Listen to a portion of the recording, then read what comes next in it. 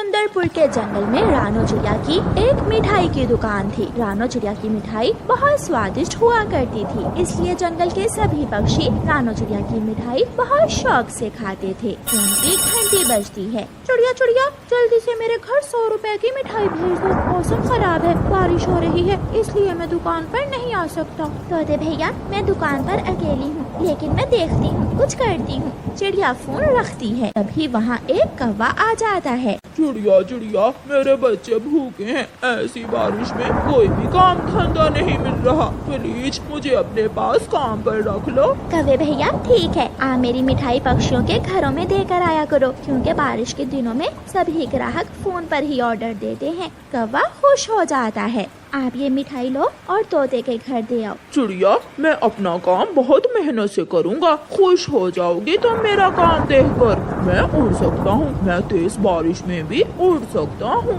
कालू कौवा चिड़िया से तोते की मिठाई लेकर निकलता है। कालू कौवा बहुत आलसी और गंदी नीयत का लालची पक्षी था, इसलिए कालू कौवा रास्ते में जाकर नदी के पास बैठ जाता है और तोते की मिठाई से आधी मिठाई खा लेता है। ये लड्डू तो बहुत स्वादिष्ट है, काम अच्छा मिल गया है। अब तो हर रोज मैं ऐसे ही मजे मजे से मिठाइयाँ खाया करूँगा। बाकी की मिठाई लेकर कालू कौवा तोते के पास पहुंच जाता है। ये लो कौवे 100 रुपए। कौवा पैसे लेकर वापस जाता है और तोता दरवाजा बंद कर लेता है। मिठू जी, ये चिड़िया भी बहुत तेज है। पहले सो में इतनी सारी मिठाई देती थी और अब देखो इस मिठाई से तो हम दोनों का पेट भी नहीं भरेगा। दुकान चलने लगी है ना चिड़िया की, इसलिए ज्यादा लालच करने लगी है। गोरी गोरी मैं बैठ गया, मैं रास्ते में ही नदी के पास बैठ गया और जी भर कर मिठाई खाई। मुझे क्या बता रहे हो, जलाने के लिए बता रहे हो? ना ना तुम चिंता ना करो, अब तो बारिश के दिन हम मिठाई ही खाया करेंगे। देखना कल मैं तुम्हारे लिए लड्डू लेकर आऊँगा। दूसरे दिन कालू कौवा फिर से चिड़िया के पास काम पर पहुंच जाता है। बहुत अच्छा किया कालू, जो तुम टाइम पर आगे। अभी अभी कबूतर का ऑर्डर आया है, ये मिठाई मैंने डिब्बे में डाल दी है। कबूतर के घर दे आओ और कबूतर से पैसे ले आना। चिड़िया चिड़िया क्या है इस डिब्बे में? मेरा मतलब रसगुल्ले, बर्फी, लड्डू या गुलाब जामुन? गुलाब जामुन। कबूतर को मेरी दुकान के गुलाब जामुन बहुत पसंद है। खुशी खुशी कौवा कबूतर की मिठाई लेकर उड़ता है। आज तो कालू कौवा सीधा अपने घर ही चला जाता है। लो खा लो, इस डिब्बे से आधी गुलाब जामुन निकाल कर खा लो। कालू जी, उस गंदी आंखों वाले कबूतर को पता तो नहीं चलेगा? तुम चिंता ना करो, जितना उसका सर छोटा है उतना ही दिमाग भी। गौरी कौवी डिब्बा खोलती है और डिब्बे में से गुलाब जामुन खाने लगती है। गौरी कौवी भूखी थी, इसलिए गौरी कौवी तो आधे से ज्यादा गुलाब जामुन खा लेती है। अब बस भी करो, सारी खाओगी क्या? कालू कालू, ये गुलाब जामुन बहुत स्वादिष्ट हैं। कालू कौवा बाकी की मिठाई लेकर कबूतर के घर चला जाता है। कौवे इतनी देर क्यों लगाती तुमने? बारिश देखो, ऐसी बारिश में उड़ना बच्चों का खेल नहीं है। घर बैठे बिठाए मिठाई मिल रही है, इसलिए बातें कर रहे हो। अच्छा ठीक है, तुम तो नाराज ही होगे। रुको मैं तुम्हें मिठाई देता हूँ। नहीं लेनी मुझे तुम्हारी मिठाई, अपने पास रखो। कौवा उल्टा गुस्सा दिखाकर वहाँ से चला जाता है। चोर की चोरी कब तक चलती है, एक न एक दिन तो पकड़ा ही जाता है। एक दिन कालू कौवा चील की मिठाई लेकर जा रहा था कि रास्ते में बैठकर पेट भरने लगता है। ये कौवा कब से गया हुआ है, अभी तक वापस नहीं आया। तभी चील वहाँ आ जाती है। चिड़िया, मेरी बहन इंतजार कर रही है, तुम्हारी मिठाई कहाँ है? चील दी, वो तो मेरा नौकर कालू कौवा कब से लेकर चला गया है, शायद वो रास्ते में कहीं बैठ गया होगा, हम उसे जाकर देखते हैं। चिड़िया चील के साथ कौवे के पीछे जाती है तो देखती है कि कौवा बड़े पेड़ के नीचे बैठा हुआ मजे मजे से मिठाई खा रहा था। कालू कौवे, बेशरम चोर, तुम कभी नहीं सुधरोगे। तुमने मेरी मिठाई खाई और मैं घर में बैठी इंतजार कर रही हूँ, अभी मजा चिखाती हूँ तुम्हें। फिर चील और चिड़िया कौवे की अच्छी तरह पिटाई करती हैं। मर गया, बचाओ, मुझे बचाओ। कौवा जान बचाकर वहाँ से भाग जाता है। ये कभी नहीं सुधरेगा। मौसम बारिशों का था, एक दिन छोड़कर एक दिन तो बारिश हो ही जाती। आज भी सुबह से बारिश लगी हुई थी।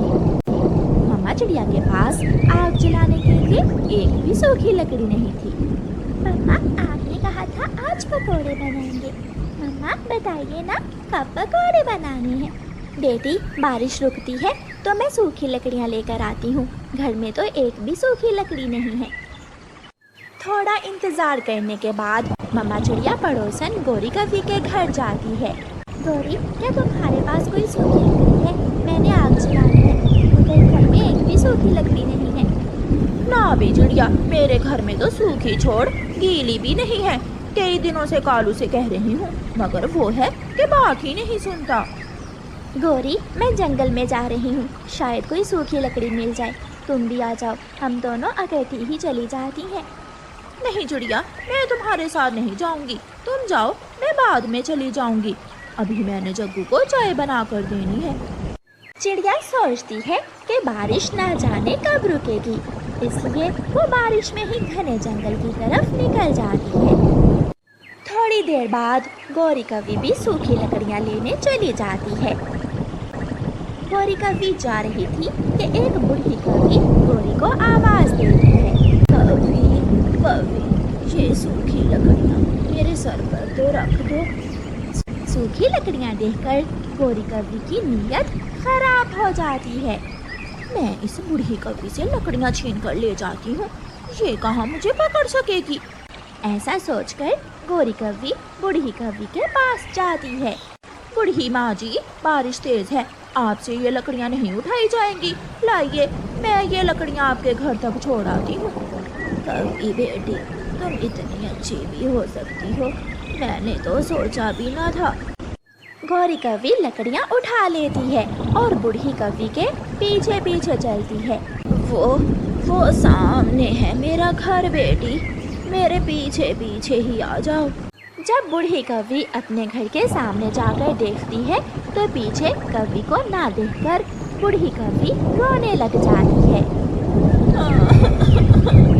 वो कवि तो मुझे उल्लू बनाकर मेरी लकड़ियाँ चुरा कर ले गई। वो अच्छी कवि नहीं, वो तो बहुत बुरी कवि थी। थोड़ी देर बाद बारिश भी रुक जाती है और चिड़िया को पुराने कुएं के पास से कुछ सूखी हुई लकड़ियाँ मिल जाती हैं। चिड़िया उन लकड़ियों की गठरी बनाती है और उठाकर अपने घर की तरफ उड़ती है। चिड़िया को जाता हुआ देखकर बूढ़ी कवि चिड़िया को बुलाती है। चिड़िया, चिड़िया बेटी। जी माँ जी, आपने मुझे बुलाया, क्या बात है? बेटी, एक कवि मेरी लकड़ियाँ चुरा कर ले गई है। मैंने खाना बनाना है, तुम मुझे थोड़ी सी सूखी लकड़ियाँ दे दो। माँ जी, आप तो बहुत बूढ़ी हैं, आप कैसे खाना बनाएंगी? मैं आपको लकड़ियाँ भी देती हूँ और खाना भी बना देती हूँ। फिर चिड़िया बूढ़ी कवि के घर में जाती है। चिड़िया चूल्हे में लकड़ियाँ लगाकर आग जलाती है। बेटी, मैंने ये चावल भगोए हुए हैं, दाल चावल ही बना लो। चिड़िया बूढ़ी कवि के लिए दाल चावल बनाने लगती है। कालू, कालू, उस बूढ़ी कवि ने जब पीछे मुड़कर देखा होगा तो बहुत रोई होगी। दुष्ट कवि, बुरी कवि, गंदी कवि, ऐसे ऐसे कह रही होगी वो बूढ़ी कमजोर कवि। अच्छा गोरी, मैंने आग जला दी है, अब हंडिया बना ले तू जल्दी से। कालू, घर में ना आलू है ना प्याज, मैं हंडिया किससे बनाऊं? केवल सूखी लकड़ियों से तो आग ही जलेगी। आलू प्याज, मैं कुछ करता हूँ। चिड़िया बेटी, ये आधे दाल चावल तुम अपने घर ले जाओ, मेरे लिए इतने ही काफ़ी है। नहीं नहीं माँ जी, आप रहने दें, मेरे घर में सब्जी है, मैं जाकर बना लूँगी। बेटी, मेरा कोई नहीं है इस दुनिया में, अगर तुमने माँ कहा है तो मेरी बात भी मानो। तुम हर रोज़ मेरे घर आ जाया करो, मेरे लिए खाना बनाकर अपने लिए ले जाया करो। मेरे पास बहुत सारा अनाज और सब्जियां हैं। चिड़िया, क्या 2 आलू हैं घर में तुम्हारे? अगर हैं तो मुझे दे दो। हाँ गौरी बहन, मैंने और मेरी बेटी ने तो दाल चावल खा लिए हैं, मैं अभी आपको आलू देती हूँ। चिड़िया घर से 2 आलू लाती है और गोरी को दे देती है। चिड़िया, दाल चावल तुमने कहाँ से लिए हैं? रास्ते में मुझे एक बूढ़ी कौवी मिली थी। बेचारी की लकड़ियाँ कोई कौवी चुरा कर ले गई। परेशान थी, मैंने उसे सूखी लकड़ियाँ भी दी और खाना भी बना कर दिया। उसने मुझे आधे दाल चावल दे दिए। गोरी, अब तो हर रोज़ मैं उस बूढ़ी कौवी का खाना बनाने जाया करूँगी। तो क्या वो बूढ़ी कौवी हर रोज तुम्हें खाना दिया करेगी? हाँ, वो बूढ़ी कौवी हर रोज़ मुझे खाना दिया करेगी। कालू, ऐसा नहीं हो सकता। वो बूढ़ी कौवी कौवी को छोड़कर चिड़िया को खाना दे। मैं जाऊंगी बूढ़ी कौवी के पास और मैं लूंगी खाना उससे। तुम उसे कहना कि तुम चिड़िया से अच्छा खाना बना लेती हो। बूढ़ी माँ कौवी खिचड़ी खा रही थी कि दरवाजे पर दस्तक होती है। बूढ़ी माँ कौवी बाहर जाती है। अरे, ये तो वही कौवी है जो मेरी लकड़ियाँ चुरा कर ले गई थी। माँ जी, मैं चिड़िया से अच्छा खाना बना लेती हूँ। मेरे हाथ का बनाया हुआ खाना आपको बहुत पसंद आएगा। आप आधा खाना मुझे दे दिया करें और मुझसे अपने लिए खाना बनवा लिया करें। अच्छा, तो ये बात है, तुम्हारे हाथ में बहुत स्वाद है। मगर उस दिन तुम मेरी लकड़ियाँ क्यों चुरा कर ले गई थी? माँ जी, वो मैं रास्ता भूल गई थी। मैंने आपको बहुत ढूंढा, मगर आप तो आगे निकल गई थी। हाँ, मैं बूढ़ी कौवी बहुत तेज उड़ती हूँ ना। बूढ़ी कौवी गोरी को सजा देने का फैसला करती है और उससे कहती है, ठीक है, तुम अंदर आ जाओ और मेरे लिए बेसन के लड्डू बनाओ। आधे लड्डू तुम्हारे और आधे लड्डू मेरे। गोरी खुश हो जाती है और बूढ़ी कौवी के घर में चली जाती है। बूढ़ी कौवी अंदर से दरवाज़ा बंद कर लेती है और लकड़ी उठा लेती है। माँ जी, मैं जला लेती हूँ आग, आप आराम करें। मैं भी तुम्हारी तरह कौवी हूँ। मैं अभी बताती हूँ तुम्हें कि किसी की चीज चुराने की क्या सजा होती है। बूढ़ी कौवी सूखी लकड़ी से गोरी को मारने लगती है।